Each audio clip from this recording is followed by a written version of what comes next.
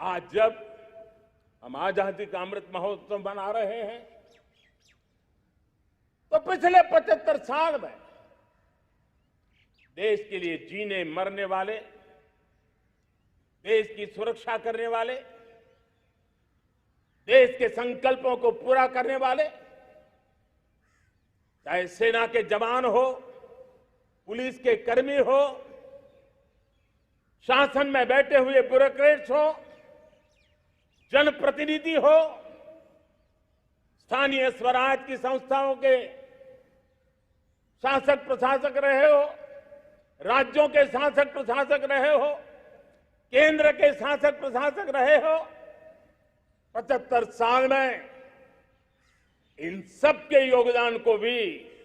आज स्मरण करने का अवसर है और देश के कोटि कोटि नागरिकों को भी जिन्होंने 75 साल अनेक प्रकार की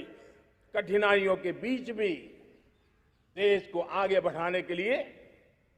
अपने से जो हो सका वो करने का प्रयास किया है। मेरे प्यारे देशवासियों, 75 साल की हमारी ये यात्रा अनेक उतार चढ़ाव से भरी हुई है। सुख दुख की छाया मंडराती रही है और इसके बीच भी हमारे देशवासियों ने उपलब्धियां की है, पुरुषार्थ किया है, हार नहीं मानी है, संकल्पों को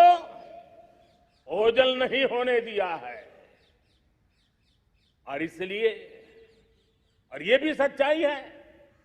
कि सैकड़ों सालों के गुलामी के कालखंड ने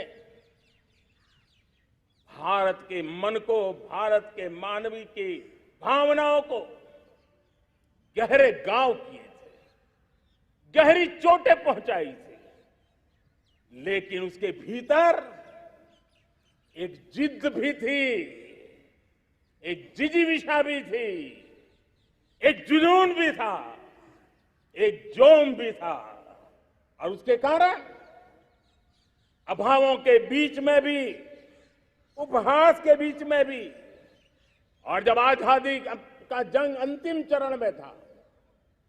तो देश को डराने के लिए, निराश करने के लिए, हताश करने के लिए सारे उपाय किए गए थे। अगर आजादी आई, अंग्रेज चले जाएंगे तो देश टूट जाएगा, बिखर जाएंगे, लोग अंदर अंदर लड़ करके मर जाएंगे, कुछ नहीं बचेगा, अंधकार युग में भारत चला जाएगा। न जाने क्या क्या आशंकाएं व्यक्त की गई थी, लेकिन उनको पता नहीं था ये हिंदुस्तान की मिट्टी है। इस मिट्टी में वो सामर्थ्य है जो शासकों से भी परे सामर्थ्य का एक अंतर प्रभार लेकर के जीता रहा है, सदियों तक जीता रहा है। और उसी का परिणाम है, हमने क्या कुछ नहीं झेला। कभी अन्न का संकट झेला, कभी युद्ध के शिकार हो गए, आतंकवाद ने डगर डगर चुनौतियां पैदा की, निर्दोष नागरिकों को मौत के घाट उतार दिया गया, छद्म युद्ध चलते रहे, प्राकृतिक आपदाएं आती रही, सफलता विफलता, आशा निराशा, न जाने कितने पड़ाव आए हैं। लेकिन इन पड़ाव के बीच भी भारत आगे बढ़ता रहा।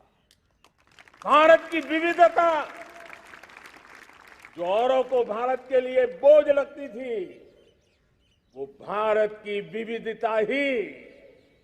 भारत की एक अनमोल शक्ति है, शक्ति का एक अटूट प्रवाह है। और दुनिया को पता नहीं था कि भारत के पास एक इनहेरेंट सामर्थ्य है, एक संस्कार सरिता है,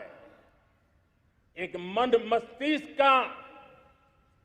विचारों का बंधन है और वो है भारत लोकतंत्र की जननी है, मदर ऑफ डेमोक्रेसी है। और जिनके जहन में लोकतंत्र होता है वे जब संकल्प करके चल पड़ते हैं वो सामर्थ्य दुनिया की बड़ी बड़ी सल्तनतों के लिए भी संकट का काल लेकर के आती है। ये मदर ऑफ डेमोक्रेसी, ये लोकतंत्र की जननी हमारे भारत ने सिद्ध कर दिया कि हमारे पास ये एक अनमोल सामर्थ्य है।